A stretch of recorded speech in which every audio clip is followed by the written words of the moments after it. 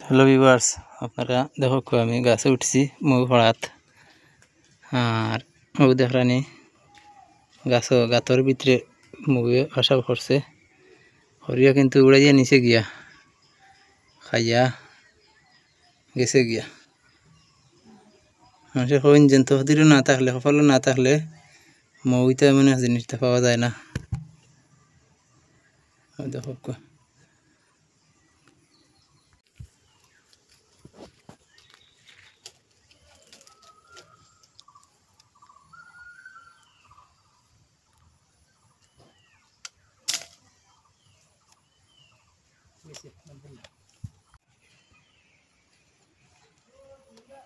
তো দেখো সফল গাছের মধ্যে কিলা ভিতরে বানাইছে মৌ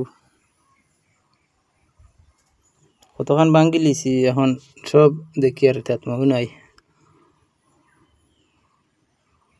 হঠাৎ করে দেখি হালকে সব মৌ ফুক উড়িয়া গেছে নিকা। দেখো শাখা আনছি,